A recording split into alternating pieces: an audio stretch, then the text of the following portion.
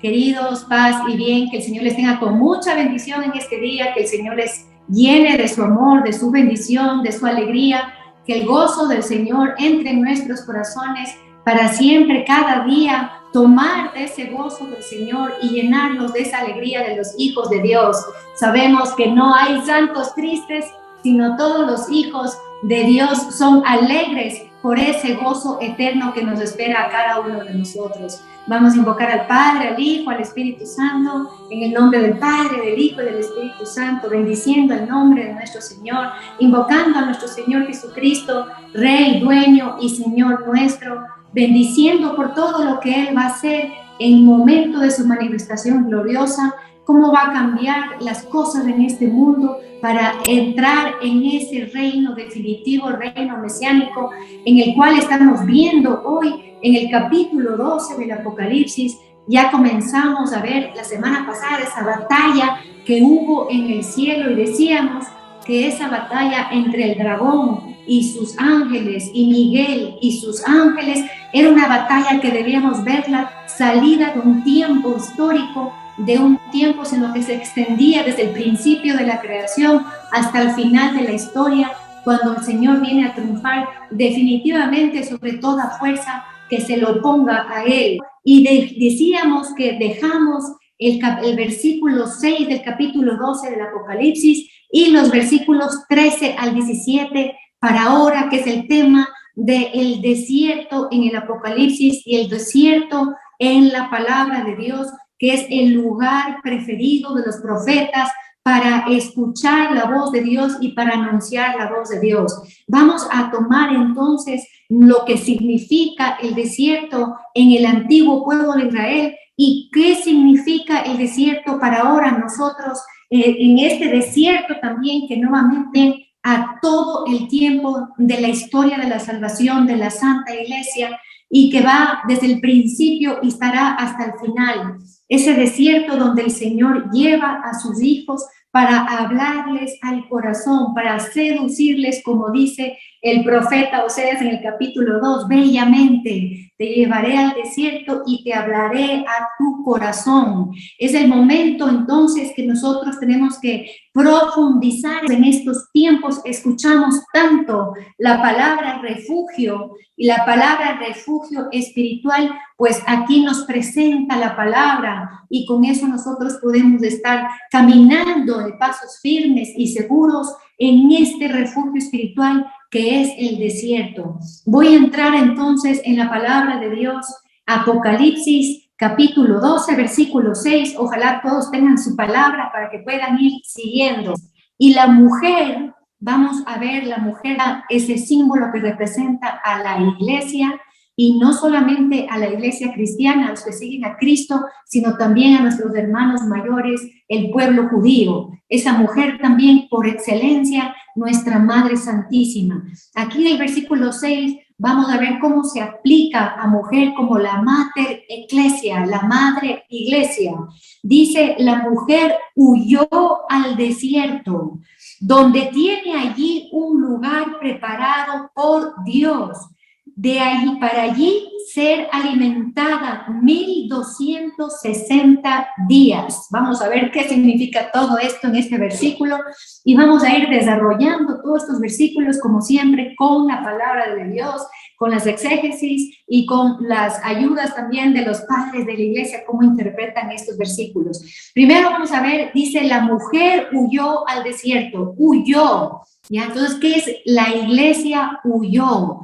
¿Qué es la palabra huir en el diccionario bíblico? Que significa apresurarse, escapar, alejarse velozmente, apartarse de algo malo. En hebreo la palabra baraj significa también, en hebreo hay otra palabra para huir que es nuis, y esta palabra significa huir del enemigo. ¿Ya? Pero este huir, este apartarse del peligro, tiene la connotación de que uno lo debe hacer velozmente, con velocidad, salir huyendo. Eso tiene este sentido. También la palabra huir en la palabra de Dios tiene un sentido metafórico cuando, por ejemplo, nosotros encontramos en Isaías 35:10, huir de la tristeza, que hemos escuchado también, ¿no? Huir de la tristeza, huir del pecado, también nos dice la palabra. Y también nos dice, por ejemplo, poéticamente el libro de Job, huir de los días que pasan, los días que pasan. Entonces ahí también podemos nosotros englobar esta palabra huir y entender que la mujer, la mater ecclesia, la madre de la iglesia, la madre de los creyentes, debe huir a este lugar de refugio. ¿Qué dice la exégesis sobre la palabra desierto? Lo primero que dice la Biblia de Jerusalén, lo voy a leer textualmente, es el refugio tradicional de los perseguidos. La iglesia debe huir, alejarse velozmente del mundo. ¿De qué huye la mujer? Del mundo. Con esto nosotros podemos darnos cuenta que el desierto es un estado espiritual donde uno busca vencer al mundo y huir, apartarse de lo que representa el mundo. ¿Qué representa el mundo? Hemos dicho muchas veces, representa el reino del enemigo, del dragón, como estamos viendo ahora en el Apocalipsis 12. Dice, lejos del mundo para alimentarse, dice bellamente aquí la Biblia de Jerusalén, de la vida divina. Va a alimentar la iglesia lejos del mundo, en el mundo, pero lejos del mundo, de la vida divina.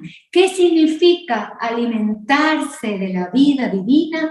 Significa nosotros estar conectados bajo los ríos, a las corrientes de los ríos del Espíritu Santo y de la palabra de Dios. Estar alimentado, alimento divino, es el pan bajado del cielo. Nosotros vamos a hacer esa comparación entonces del desierto, del Éxodo, que fue sacado el pueblo de Israel de las garras de Egipto, que representa el mundo, que hemos dicho en otras ocasiones, y del faraón, que representa la figura del dragón, del enemigo, del adversario, del acusador, y cómo el Señor le saca y pone al pueblo en el desierto. Y ese lugar del desierto es un lugar que nosotros tenemos dos connotaciones en la palabra de Dios.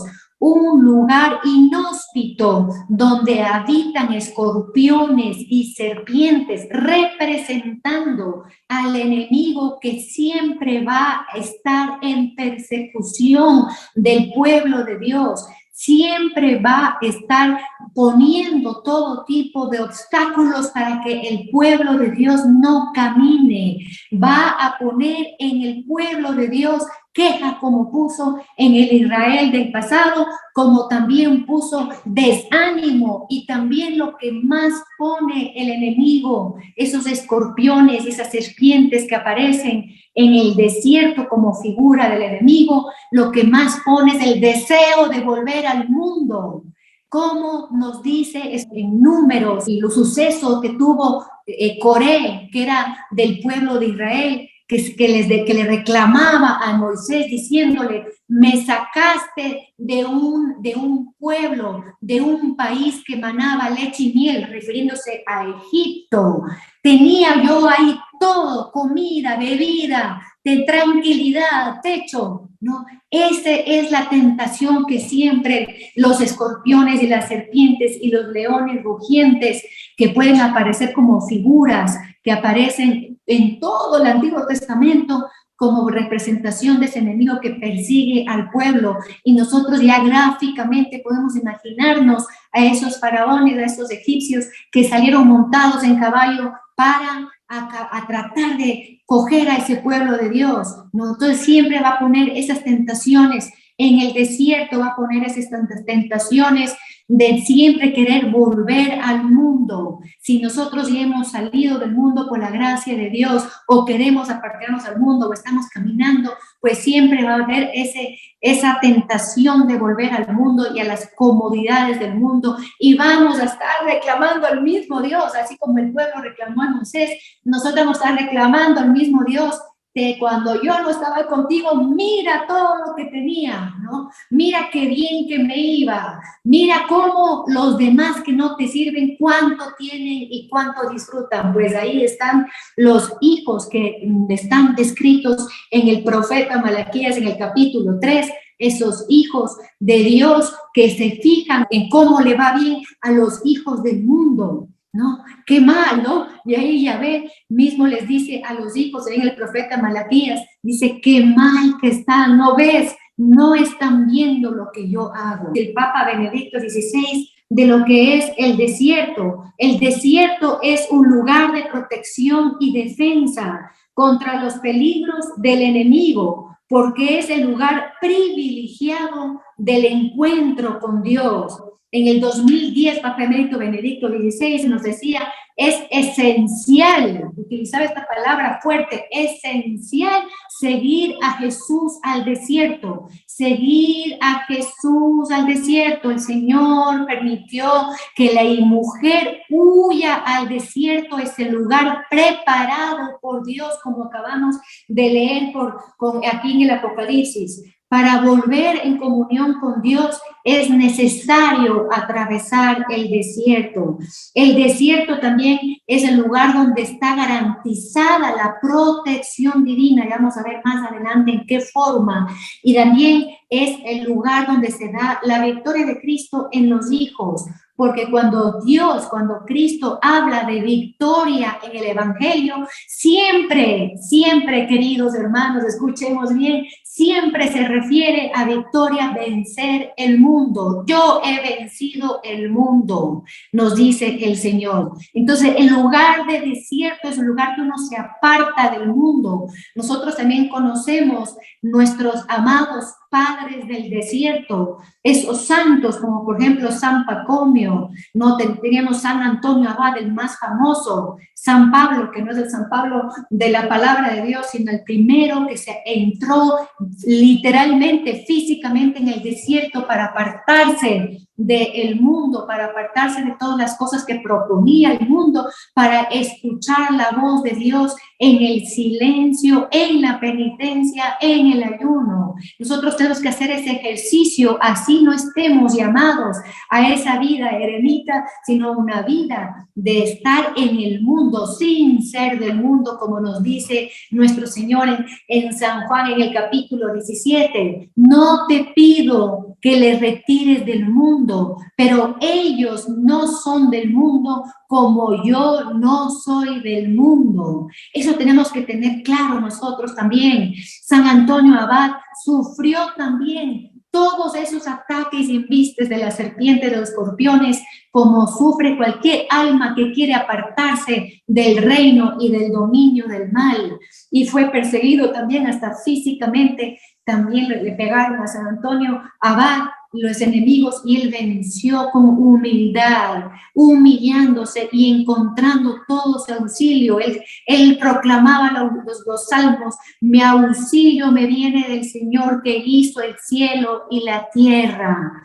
Nosotros sabemos también por Mateo 4, en el capítulo 4, todo lo que relata ese encuentro de nuestro Señor Jesucristo en el desierto con el enemigo, y él venció a través de la palabra misma. El Señor nos ha puesto su santa palabra para caminar con pasos firmes, para en medio de que si se levanta una tormenta de viento poderoso en el desierto y no podemos nosotros ver ni oír porque estamos en medio de una tribulación fuerte, el Señor siempre va a poner su protección si seguimos caminando en el desierto sin la queja como tenía el pueblo judío, sino con un corazón agradecido, sabiendo que estamos caminando al reino futuro de nuestro Señor. Miren qué bonito esto.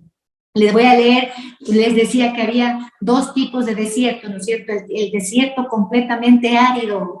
árido, y el desierto donde cuando el Señor se manifiesta y hace milagrosamente de la roca brotar agua, y esa agua le seguía al pueblo de Dios y pone milagrosamente esa nube para que dirija al pueblo, esa columna de fuego, todas esas manifestaciones. Ya no es entonces para el pueblo fiel un lugar inhóspito, el desierto, sino es un lugar de grandes gracias, un lugar donde se encuentra verdaderamente estar conducido por el Espíritu Santo, y que verdaderamente en el desierto uno se encuentra con la mujer también, María Santísima, como modelo de nuestra fe y como modelo de esa puerta que fue abierta al cielo. Entonces vamos a ver nosotros esos desiertos. Voy a leer Deuteronomio 8:15. Dice: te ha conducido, dice Yahvé al pueblo, te ha conducido a través de ese desierto grande y terrible, entre serpientes abrasadoras y escorpiones, lugar de sed y agua. Te aparta de todo. Aparentemente alrededor nuestro es como este desierto descrito aquí en Deuteronomio, pero el Señor pone la bendición. El Señor hace llover grandes bendiciones sobre cada uno de nosotros. Dice: pero hizo brotar para ti de la roca más agua, una agua que salía de la roca dura. Y el versículo 16 dice: te alimentó con el maná a fin de humillarte y ponerte a prueba. No, te puso a prueba. El lugar de desierto también es un lugar donde el Señor prueba a la manera, no de que te ponga el pie para que te caigas, sino prueba a la manera de la Biblia. En la Biblia, probar del Señor es que Él nos dice también en el libro de Deuteronomio, prueba, dice, nuestros corazones, para ver cómo nosotros en momentos de adversidad no respondemos con rebeldía, no respondemos con un corazón abatido, no respondemos con unas rodillas vacilantes, sino respondemos con toda la gracia, el poder, la bendición, la alegría y la fuerza de Dios, que siempre renueva esa fuerza a sus hijos. Y dice: te prueba para que al final hacerte feliz, para llevarte a esa tierra prometida. Nosotros también estamos caminando en el desierto en peregrinación, para caminando a esa tierra prometida, la nueva Jerusalén. Estamos caminando ahí, hermanos,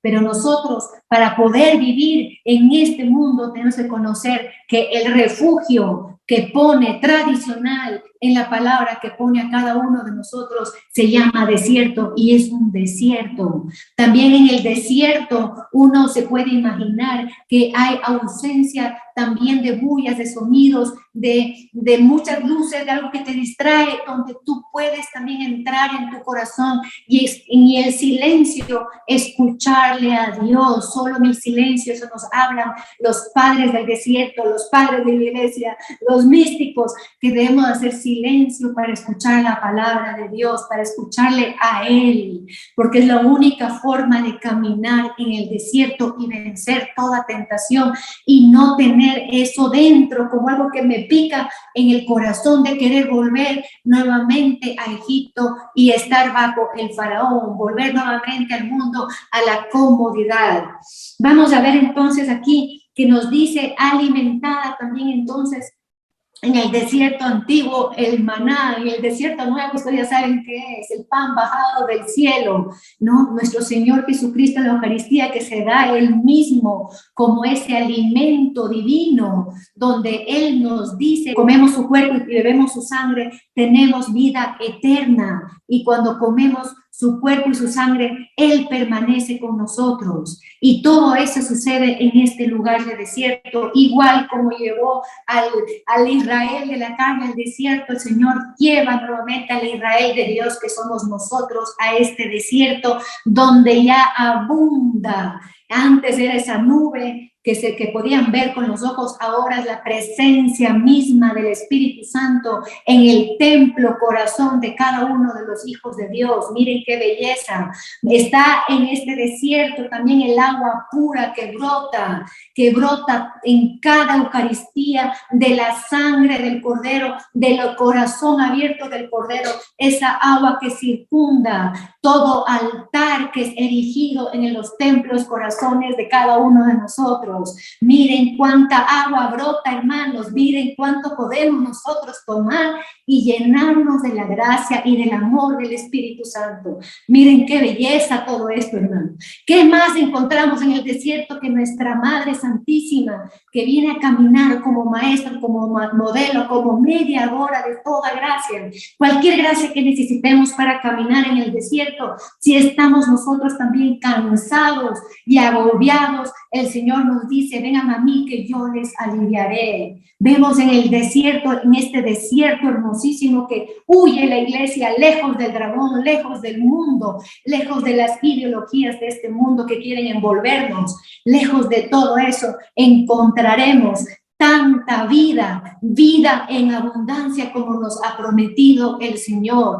También encontraremos alegría, gozo, esperanza, encontraremos mucha fortaleza en este desierto. Pero si tú tienes un pie en el desierto y otro pie en el mundo, no tendrás una vida tibia y no encontrarás todas estas grandes cosas que suceden aquí en medio del mundo, en medio de las tinieblas, estos oasis de luz poderosa reflejada en el rostro de Cristo y nosotros que somos también el reflejo de la gloria de Cristo el Hijo. Miren qué hermoso esto, qué bello es todo esto del desierto. Nosotros también encontramos en Isaías 43:19, ciertamente en el desierto trazaré un camino. En el desierto es donde el Señor traza un camino, donde nos pone ese camino, donde tenemos que transitar, donde querrán venir a atacarnos, pero estaremos siempre con la protección y la bendición de nuestro Dios,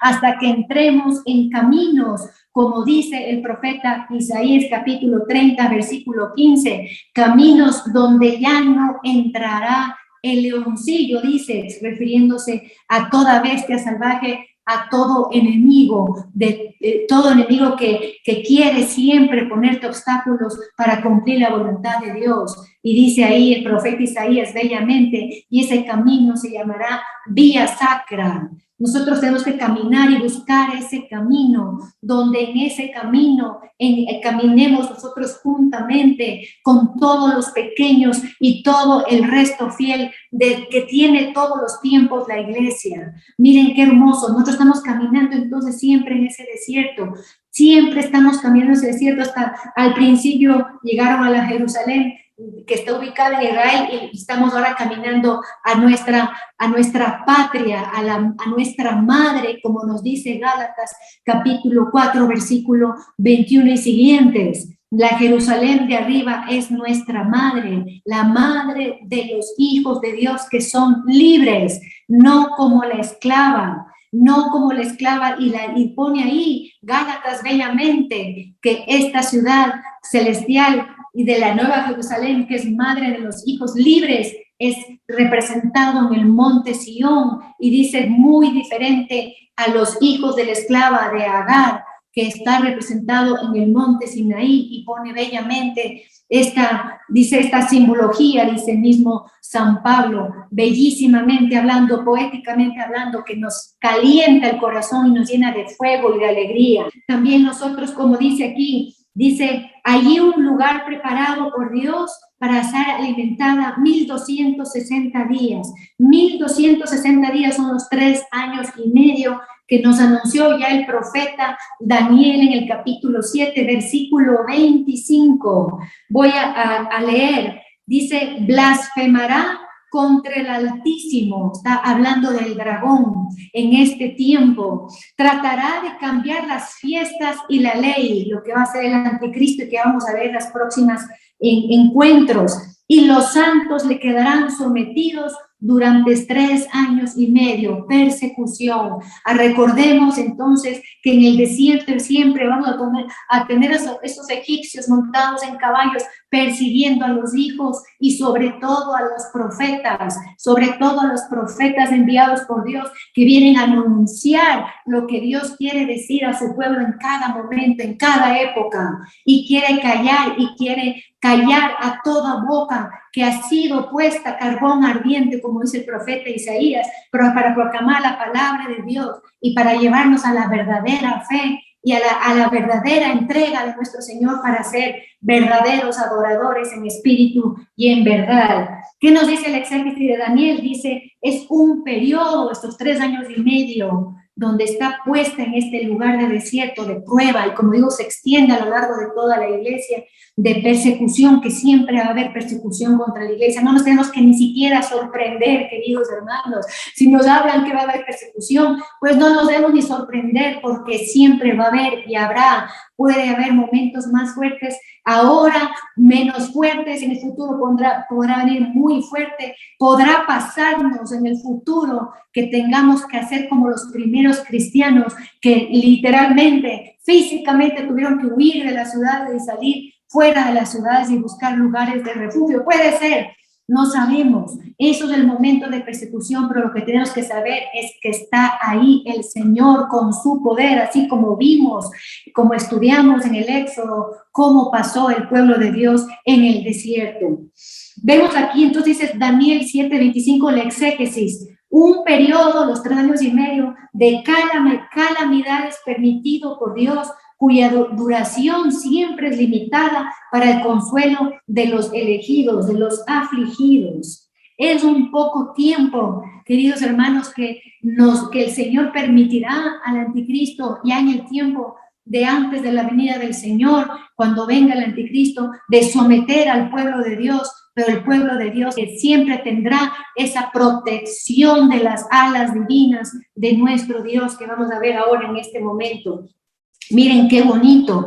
También les quería solamente por referencia que ustedes conozcan, en el Antiguo Testamento aparecen 15 desiertos y que siempre van a tener esa connotación espiritual de encontrar nuevamente la voz de Dios. El Israel, como ustedes saben, de la carne, nació como pueblo en el desierto. En el desierto fue consagrado a Yahvé también. Después, cuando esto está relatado en Jeremías 2:3, ¿no? Dice el Señor Yahvé, le dice al pueblo, posesión santa eras entonces Israel, primicia de su cosecha. Así le llamaba al pueblo del desierto el Señor. De ti recuerdo tu cariño. Ya le dice en el tiempo del profeta Jeremías, que como ustedes saben es el tiempo del exilio a Babilonia, cuando tuvieron que dejar Jerusalén y tuvieron que dejar el templo, y ahí es donde repunta nuevamente, donde son llevados nuevamente al desierto, repunta nuevamente el pueblo de Israel, y es cuando más se espiritualiza. Y vienen estos versículos bellísimos del profeta Jeremías. En el versículo 2 dice, de ti recuerdo tu cariño juvenil, aquel seguirme tú por el desierto. Se le sigue al Señor en el desierto confiando plenamente, sabiendo que puede haber partes que no están como una estepa, sino están tierra estéril. Puede haber esas rocas que parecen grandes problemas, pero el Señor siempre va a conducirnos. Salir de la idolatría también significa el desierto. Huyo de Egipto, huyo del mundo, salgo de la idolatría. Esto es importantísimo, queridos hermanos, si queremos caminar en un refugio espiritual, si queremos nosotros permanecer en un refugio espiritual, acordémonos que donde está nuestro corazón, ahí es donde está nuestro espíritu, ahí es donde estamos nosotros centrados en Cristo, en su palabra, en su santa iglesia iglesia, pues ahí está nuestro ser. Y puede venir, como digo, hasta un huracán alrededor nuestro, que nosotros podemos permanecer como rocas firmes si ponemos nuestra fe verdaderamente en la única roca que es Cristo, esa agua pura, esa agua limpia que siempre va a brotar del corazón de Cristo a los corazones de los que le aman y que quieren seguir y cumplir sus mandamientos. Ya en el Nuevo Testamento, el desierto aparece como el lugar de anuncio de la salvación. Eso nosotros encontramos primero profetizado en Isaías 43, cuando dice: una voz clama en el desierto, abrid camino a Yahvé, trazad en la estepa una calzada recta a nuestro Dios. Y eso es Mateo 3:3, que todos debemos conocer. San Juan Bautista, que estaba en el desierto de Judea, vestido de penitencia y de ayuno, que también dice: yo soy la voz que se alza en el desierto para anunciar la salvación que viene de nuestro Mesías. ¿Qué nos decía? Nos decía San Juan Bautista, esa voz que se alzó en el desierto. Él siempre decía: convertíos. Y convertíos viene de dos palabras en griego muy importantes para nosotros poder saber que en ese desierto vamos a escuchar siempre estas palabras que tienen estas dos connotaciones que deben ser el signo distintivo de todo fiel. Esa palabra es en griego metanoia, que es cambio de mente, que es esa penitencia de morir a nuestros propios pensamientos para amoldar nuestra mente a los pensamientos de Dios. Y la otra palabra, voy a leer porque es un poco difícil, epistrefein, que es en cambio cuando el hombre vuelve a Dios y empieza una nueva vida de conversión, una nueva vida en Cristo. Cambio de mente y volverse a Dios es ese convertidos de esa voz que se alza en el desierto que debemos escuchar en toda época, en todo momento de la iglesia, para que esa iglesia camine con pasos firmes por este desierto. San Cirilo de Alejandría nos dice, refiriéndose a Isaías 35:1, el desierto se alegrará.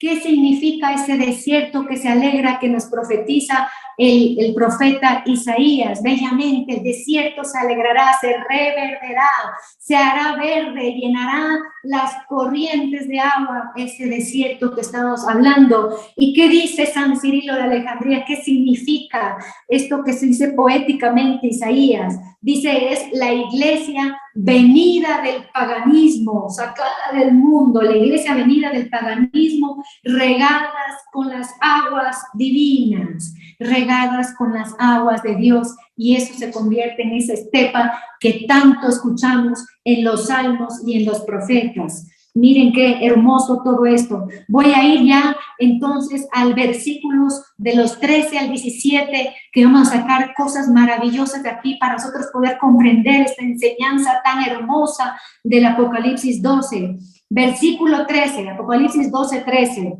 Cuando el dragón vio que había sido arrojado a la tierra, persiguió a la mujer que había dado a luz al hijo varón. ¿Ya? Dice que cuando él se vio arrojado en la batalla de Miguel con el dragón y fue arrojado. Dice, ¿qué hizo aquí en la tierra? Pues perseguir a la mujer, perseguir a la iglesia. Perseguir a la iglesia que da, como decía, en esa fecundidad eterna que siempre da a Cristo a los demás, ¿no? Que siempre va a perseguir eso de no se extienda a Cristo en los demás y no ser otros Cristos nosotros aquí en la tierra. ¿Qué dice el versículo 14? Pero se le dieron a la mujer, y aquí entramos en algo preciosísimo, pero se le dieron a la mujer las dos alas de águila grande para volar al desierto. Cuando la mujer velozmente huye al desierto, este lugar privilegiado de Dios, cuando huye se le da dos grandes alas. Vamos a ver qué significa en la palabra de Dios las alas y qué significa esto del águila. Imaginémonos entonces a la iglesia con dos grandes alas de águila. ¿Qué dice aquí? Para volar al desierto, lejos del dragón, Eso es, hermanos queridos, lejos del dragón. Entra en tu desierto también. Entra tú en tu desierto y vas a encontrar en una iglesia viva de hijos que huyen todo el tiempo de ocasión de pecado, de ofender a Dios, que huyen de toda mundanidad, de toda idolatría, que huyen de toda vanidad, que huyen de todo egoísmo que el mundo quiere ponernos como centro de nuestro corazón. Y vas a encontrar personas que han abierto su corazón a ser también madres de muchos, padres de muchos. Dice, lejos del dragón, vuelve a repetir esto del 6, donde tiene que ser alimentada por un tiempo y tiempos y medio tiempo. Nuevamente, otra forma de decir los 3 años y medio. No, 3 años y medio, y dice, tiene que ser alimentada. Nosotros podemos tomar la figura del profeta Elías, en Primera de Reyes, capítulo 17, versículos 2 y siguientes, ¿no? Como el profeta Elías también estaba en el desierto y no tenía nada que comer, pero Dios le mandó primero un cuervo, así como escuchan, un cuervo para que le traiga pan, para que le lleve comida, para ser alimentado en el desierto. Elías también, después ya más adelante, aparece una viuda que le da a él de lo que no tiene. La viuda le dice, no tengo ni siquiera para alimentar mi familia. Y Elías le dice, no importa, dame primero de comer a mí, que Dios multiplicará tus granos. Y así fue. Nunca se le acabaron los granos del aceite y fue alimentado.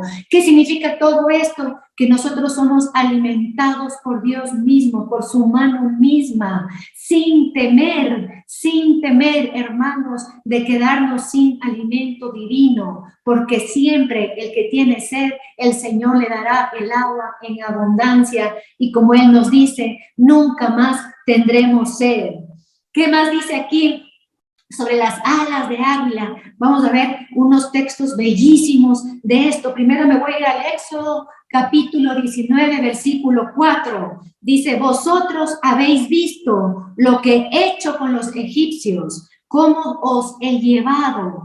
Le estaba diciendo Yahvé, no, por medio de Moisés al pueblo. Ustedes vieron lo que yo hice con ustedes. Y dice, cómo los he llevado sobre las alas de águila y les he traído hacia mí. Eso es lo que hizo. Eso con eso de que abrió el mar rojo y le sacó, dice, les llevé en alas de águila. Vamos a ver todo esto, qué significa de las alas de águila. Imaginémonos dentro del pueblo sobre el águila y que pasa el mar rojo y es rescatado con la mano de Dios sobre las alas de águila. Y esas mismas alas fueron dadas a la mujer, que es la Mater Ecclesia, nuestra madre iglesia. Esas mismas alas poderosas, grande águila, se refiere a la palabra de Dios en la tradición apocalíptica judía, al mismo Dios, al poder de Dios, representación del poder divino que viene a proteger, a bendecir a su pueblo. ¿Y a dónde lleva esas alas de águila? Al desierto. No lleva al mundo, no nos lleva al mundo, queridos hermanos. Eso podemos ver claramente. Salmo 103:5. Dice, satura de bienes tu existencia y tu juventud se renueva como las alas de águila.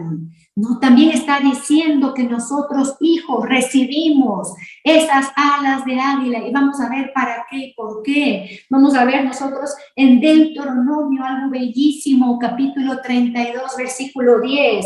Dice, en tierra desierta, en el desierto, lo encuentra en la soledad rugiente de la estepa. Soledad rugiente, esto suena como contradictorio, ¿no es cierto? Soledad rugiente, vámonos adentro de nuestro corazón, dentro de nuestro corazón, que siempre en el fiel que adora a Dios va a estar elevada una oración de alabanza a nuestro Dios, tan fuerte que se vuelve como el rugido del león, que es representación de esa voz de Dios cuando viene a anunciar su voluntad a la tierra. Y también encontramos esa soledad rugiente de la estepa, acuérdense, ya es el desierto donde Dios obró, donde hay manantiales, donde hay verdor. Miren qué belleza, lo envuelve y lo sustenta Dios en el desierto, que se oye ese rugido de los hijos de Dios, en esa soledad de entrar en el corazón y escuchar a Dios,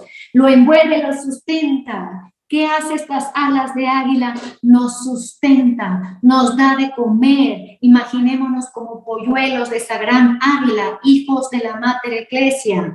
Dice, lo sustenta, lo cuida como a la niña de sus ojos, como nos dice el Salmo también 17:8, guárdame como a las niñas de tus ojos, a la sombra de tus alas, protégeme. Ahí estamos viendo lo que son estas alas de águila que aparecen ahora puestas en la iglesia.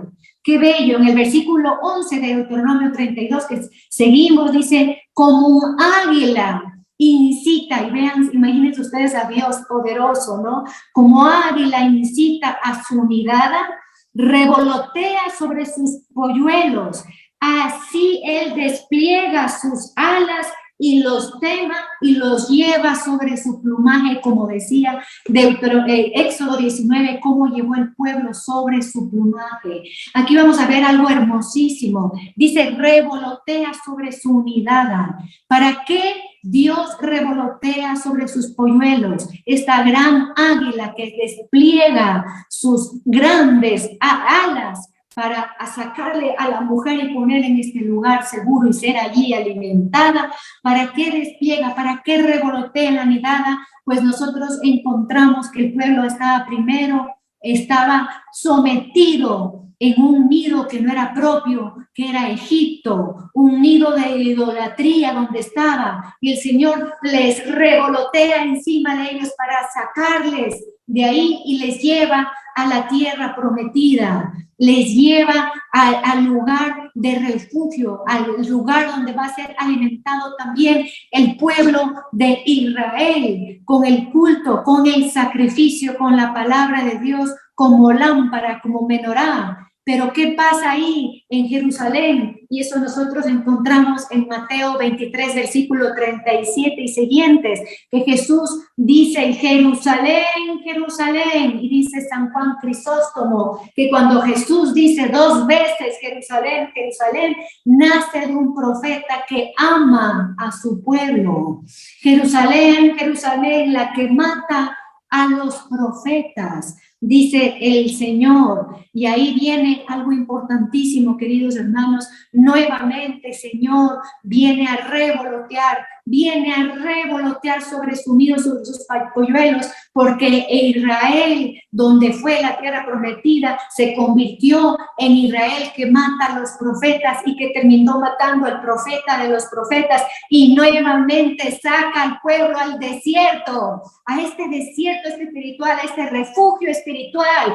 Nuevamente mueve sus alas y dice, levántate en vuelo, hijo, levántate en vuelo, no nos quedamos aquí en esta Jerusalén que mata a los profetas, te voy a llevar a la nueva Jerusalén, a ese nido que será eterno. Ahí sí, mientras tanto tienes que volar. ¿Y con qué? ¿Cómo volamos, queridos hermanos? Volamos primero por el poder de Dios, por la palabra de Dios, y volamos con el aire, que es el Espíritu Santo, que es el que conduce, como dice Romanos 8 en el versículo 17, todo hijo de Dios es conducido y guiado por el Espíritu Santo. Miren qué bello todo lo que nos está diciendo aquí el Apocalipsis. Qué belleza, qué lindo. Y aquí en Mateo 23, cuando el Señor dice Jerusalén, Jerusalén, también a continuación dice las palabras, creo que las más dulces que he escuchado del Señor, que le dice a su pueblo: ¿cuántas veces he querido reunir a tus hijos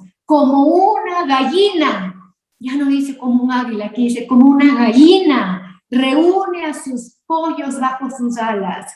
¿Cuántas veces he querido reunirte, hijo, debajo de mis alas? Dice, y no habéis querido. Qué dolor, qué dolor, qué dolor del Señor. Y es el mismo dolor que tiene hoy con su nuevo Israel, que tampoco también hay hijos que no quieren estar bajo sus alas y que quieren caminar según su voluntad y que quieren quedarse quejándose en el faraón y en Egipto, y no quiere salir, y no quiere caminar, y no quiere elevar el vuelo, y no quiere subirse sobre su plumaje, como nos decía Deuteronomio 36 tan bellamente. ¿Qué nos dice San Agustín a estas palabras de Cristo que digo que son dulzura pura? ¿Cuánto he querido ponerte bajo mis alas? Dice, esta clase de animales, refiriéndose a la gallina, dice, tienen un gran afecto por su hijo, hasta el punto de que si su hijo se enferma la madre. Por eso el Señor dice, como gallina, dice literalmente, quiere tener a sus hijos, al punto de que él se enferma cuando su hijo está enfermo, y cuando su hijo está enfermo, cuando está en el pecado. Y ahí viene esa exclamación de San Agustín tan poderosa que dice, no, ese Dios, ¿dónde está ese Dios creador del universo poderoso que se enferma cuando su hijito está enfermo? Qué fuerte, qué hermoso, qué dulce, qué bello, cómo nos debe llenar el corazón de amor del Señor, de esa bendición que tenemos de ser hijos suyos. Qué hermoso. Dice el Orígenes también, padre de la iglesia, dice, pero si alguno de vosotros no quiere reunirse bajo las alas de Jesucristo, desde el momento que huye de encontrarse con Él, más por sus acciones que con su cuerpo, no verá la hermosura del Verbo hasta que se arrepienta de su mal. El que no quiere estar bajo las alas no puede ver su hermosura. Si estoy bajo las alas, ¿no es cierto?, del Señor, puedo contemplar la hermosura del rostro de Cristo. Y esta hermosura del rostro de Cristo es la gloria de Yahvé, la gloria del mismo Padre de los cielos. Como el Señor nos hace caminar, nos hace salir entonces de esa Jerusalén de la tierra de aquí, no para llevarnos a la Jerusalén celestial que nos pone como madre, que tiene estas dos grandes alas que nos protegen, nos cuidan, nos miman. En el corazón sacratísimo de nuestro Señor Jesucristo se refleja ese amor de madre y se ve y uno puede vivir y saborear el estar con la Madre Iglesia, con el amor de Cristo, el amor de nuestra Madre Santísima, la Reina del Cielo, y con nuestros hermanos, porque debajo de las alas de Él estamos todos nosotros, no estamos solos, estamos todos cual piedras vivas de la edificación que es la Iglesia. Miren qué belleza todo esto, qué hermoso. La Jerusalén nuestra es libre y da hijos libres, protegidos. Por un lado, entonces protegen bajo las alas, como decía el Salmo 17, ¿no? Por otro lado, cuando Él revolotea, te hace caminar, te hace volar. Cuando un águila hace volar a sus hijos, hace que dejen el nido, y lo que hace el águila es botarle, porque ellos ponen su nido muy alto en la montaña, entonces le bota al abismo para que aprendan a volar. Y eso hace el Señor en el desierto. Nos pone los momentos de botarnos en el abismo. ¿Qué significa espiritualmente? Eso es momentos que nosotros podamos tener la valentía de, en medio de este mundo contradictorio, este mundo tan duro, tan de tinieblas, volar alto, buscando siempre la luz del sol, que es nuestro Señor Jesucristo, pasando obstáculos y miedos. También momentos que te botan al abismo para que emprendas el vuelo. También son momentos que uno puede tener de tribulación y donde puede venir dudas, ¿no? Y donde aparentemente no sentimos esas alas de nuestro Dios, esas alas de la Madre Iglesia. Sin embargo, con pura fe, saber que están ahí y lanzarnos al vuelo. Miren qué hermoso esto. También nos hace todo esto para entrenarnos, no solamente para protegernos bajo sus alas. La Mater Ecclesias fueron dadas estas dos alas, no solamente para protegerme, para darme las herramientas de combate, para poder vencer toda tentación, no solamente para alimentarme y alimentarme de la vida divina y del cuerpo de nuestro Señor, no solamente para escuchar y ser conducido por el Espíritu Santo, que ya esto es grandísimo, sino también para entrenarme estamos también para entrenarnos. ¿Y en qué nos entrenamos, queridos hermanos? Aquí en este momento, donde vemos que el dragón está persiguiendo a la mujer, está persiguiendo a la iglesia, nos entrenamos en el combate con las armas de la luz, con las armas de Dios, para vencer con el amor, para vencer todo mal con el bien, para vencer el odio de este mundo con amor y perdón y misericordia. Con eso nos entrena entonces estas alas de águila que vemos aquí tan bellamente. Finalmente vemos en Isaías 40, versículo 31, que nos dice preciosamente este profeta, que uno de mis favoritos, ¿no? Que nos dice: los que esperan en Yahvé, y ustedes ya deben conocer lo que dice el resto, porque es muy conocido, ¿no? Los que esperan en Yahvé, nuevas fuerzas tendrán, se renovarán tus fuerzas como las del águila, nos dice aquí el profeta Isaías, ¿no? Subiremos, dice aquí, dice la palabra, subiremos como las águilas. Las águilas son las aves que pueden subir más alto y que sus ojos pueden ver directamente a la luz del sol sin enceguecerse. Eso tenemos que subir, hermanos, despegarnos de lo terreno, de la tierra y subir hasta el sol mismo, que es nuestro Señor, sin que nos enceguezca la mentiras que pueda poner el enemigo para que no emprendamos ese vuelo. Apocalipsis 12, 15. Entonces decíamos que en el 14 que se le dieron estas dos alas para huir lejos del dragón, y en el versículo 15 dice: entonces el dragón vomitó de sus fauces como un río de agua, ¿ya? ¿Qué hace el enemigo? Y eso nosotros vamos a ver más detalladamente en el capítulo 13 y los demás capítulos, esta acción del dragón que se va en contra de la mujer. Pero nosotros, cuando escuchemos todo lo que puede hacer el dragón y sus dos bestias y el anticristo, qué puede hacer contra la iglesia, saber cómo está la iglesia, a dónde huyó y dónde encuentra su refugio, que hemos oído el día de hoy, ¿no? Para que todo lo que oigamos de la marca de la bestia, cualquier cosa, quede chiquitita al lado de estas alas de águila que puso a la mujer nuestro Dios. Entonces dice: vomita sus fauces como un río de agua. Yo quiero leerles lo que el Papa Benedicto, el Papa Emérito Benedicto XVI, nos dice de lo que son este río, ¿no? Este río de aquí. Dice el Papa Emérito, dice: yo creo que el río es fácilmente interpretable. Son estas corrientes que dominan a todos y que quieren hacer desaparecer la fe de la iglesia, la cual ya no parece tener sitio ante la fuerza de estas corrientes que se imponen como única racionalidad, esas corrientes del mundo a través de los imperios que hay en el mundo, ¿no? Y que dice aquí el Papa tan lúcidamente, digo yo, se imponen como única racionalidad, como que fuera la única manera de vivir, ¿no? La única manera de vivir. Y en otra también, el 2 de septiembre del 2012, también nos dice que son estas corrientes ideológicas que dominan todo.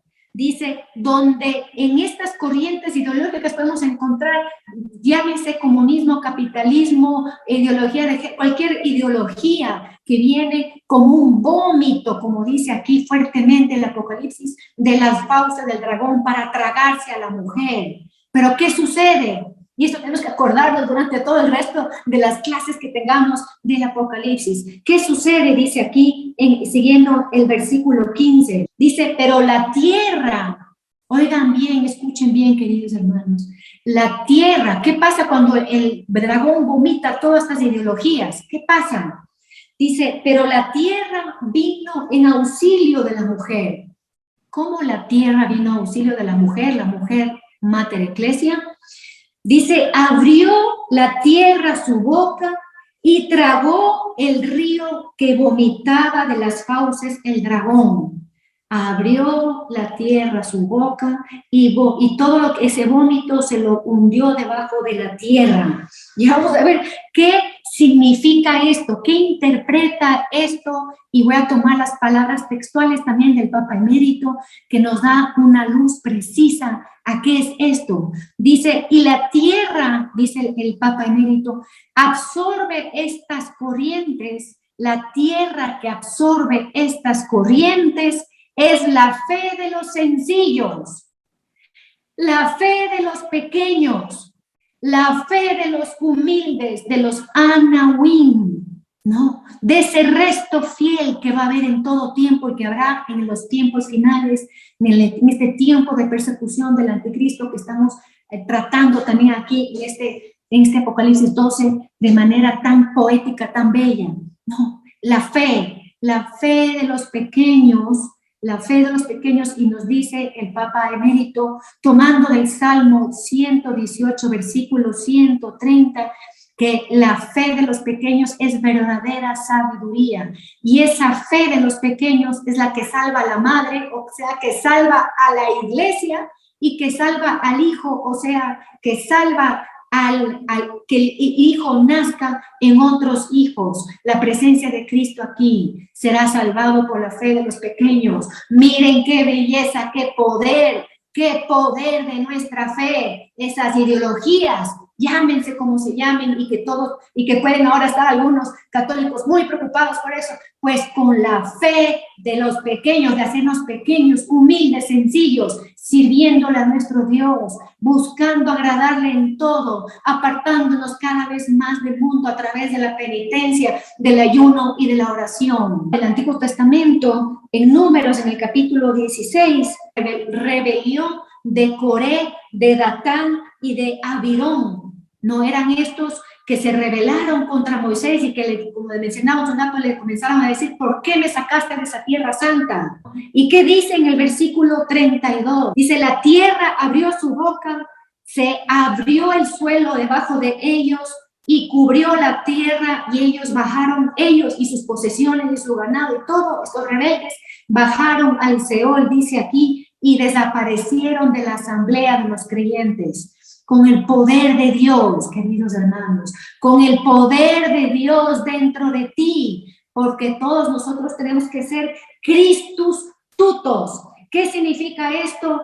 Cristo total en nosotros, el Cristo de Belén, el Cristo de la cruz y de la Pascua, y el Cristo que viene en la parucía, el Cristo total en cada uno de nosotros, y eso nos da la fortaleza para levantarnos también en vuelo junto con la mujer, y que a las finales de esa fe de los pequeños salva a la misma mujer, como dice aquí el Apocalipsis.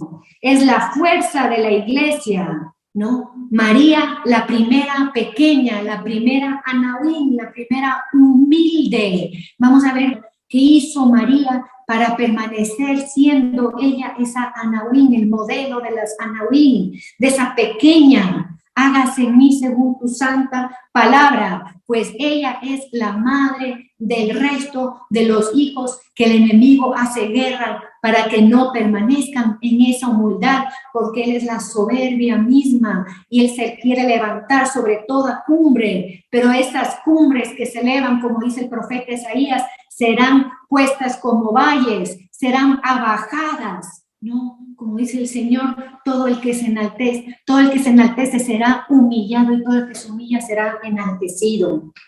Con esto vamos ya terminando esta parte del Apocalipsis que nos ha tocado tanto el corazón y que nos da tanta fuerza de seguir adelante. Y con esto podemos ver con tus ojos espirituales dónde está el desierto. Ahí está la verdadera iglesia de los pequeños, de los que escuchan la palabra de Dios para que sea alimento la voluntad de Dios. Apocalipsis 12, 17. Entonces, despechado contra la mujer, porque no pudo hacerle nada, esas ideologías, esas corrientes, no pudo, porque vino la fe de los pequeños y salvó, ¿no? Ni contra el hijo. Dice, se fue a hacer la guerra Nosotros veíamos en los versículos anteriores la batalla, una batalla, nada más, ¿no? Una batalla entre Miguel y el dragón, Miguel vence. Aquí es la guerra, en una guerra no hay una batalla, hay muchas batallas, queridos hermanos. Y esa batalla viene contra la mujer, contra la iglesia y contra sus hijos. Y esa guerra empezó como el principio de la creación y terminará antes de la venida del Señor, pero sabemos que esa guerra está vencida por el poder de Dios. Despechado contra la mujer se fuese la guerra, su resto de sus hijos, que son los que guardan los mandamientos de Dios y mantienen el testimonio de Jesús, dice aquí la palabra de Dios. Y el exégesis nos dice que es el doble signo distintivo de los fieles. Y como nos dice Romanos 8:29, todos estamos destinados a reproducir la imagen del Hijo, porque el Hijo es el primogénito de entre muchos. Reproducir la imagen del Hijo, esos son los hijos verdaderos de la iglesia verdadera, de los pequeños, de los humildes. Son los hijos de María Santísima. Repito, los que guardan los mandamientos de Dios y mantienen el testimonio de Jesús. Ahora, para poder terminar profundamente con esto, voy a ir a la raíz bíblica de guardar los mandamientos. No es cumplir los mandamientos, hermanos. Eso hacían los fariseos en el tiempo del Señor, y el Señor mismo decía: ustedes cumplen a perfección los mandamientos, pero tu corazón, su corazón está lejos de mí. En tu corazón no hay alabanza. No es cumplir la ley, no es cumplir por cumplir. Eso nos habla bellamente San Pablo en Romanos 6, de cómo hemos sido liberados del peso de la ley. ¿Qué significa guardar? Entonces, guardar viene de la palabra hebrea shamar, que significa cuidar, y de la palabra hebrea nazar, que significa custodiar, vigilar. ¿Qué significa que vamos a hacer con los mandamientos? Cuidar, custodiar, vigilar, para que no nos salgamos de ahí, para que con amor a Dios y a los hermanos cumplamos con alegría, no como un peso. Eso significa guardar. Nosotros sabemos que María Santísima todo lo guardaba en su corazón. En este hebreo también está entonces la palabra misnar, que significa custodiar, circuncidar, ¿ya? Entonces, cuando yo guardo con los mandamientos de Dios, yo alzo como un muro, como una ciudad amurallada. Así mantengo como una torre firme mi fe, y no hay enemigo que pase por esos muros, porque he puesto, he sitiado, he guardado, llamar, he cuidado los mandamientos hasta que se conviertan en esa ciudad amurallada que nos hablan los profetas. Guardianos, en el Salmo 119, que es el Salmo que les invito a todos a que siempre oremos, porque es el Salmo para amar la palabra y amar los mandamientos de Dios. Nos dice en el versículo 11, en el corazón guardo, Señor, tu promesa. En el corazón yo guardo tus mandamientos. El testimonio, guardar los mandamientos, el testimonio de Jesús. Testimonio viene de la palabra testigo, testimonium, testigo. No es solamente nosotros decir o hablar del Señor, sino creerle a Él, como hemos dicho. No creer en Él, sino creerle a Él. ¿De qué significa? Hace un testigo? Declara con su vida la veracidad de un hecho, declara con tu vida la verdad de Cristo, declara con tu vida, con tu carne, con tu sacrificio, con morir a ti mismo, con apartarte del mundo, con odiar al mundo como nos pide el Señor, con tu propia vida, y declara con tu boca que el Señor es tu Dios. Declara en el nombre del Señor con tu voluntad, que tu voluntad ya no te pertenece, sino le pertenece a Dios. Eso es el ser testigo. Estos dos son los que caminan en el desierto, donde se encuentran con la nube, que es el Espíritu Santo, la presencia de ese sol en el pleno cenit, que es nuestro Señor Jesucristo, que nos da la palabra para alumbrarnos siempre el camino. Nos quedamos con esto, hermanos, con esto, que nadie te quite la fe, que nadie te quite la alegría, la valentía, la esperanza.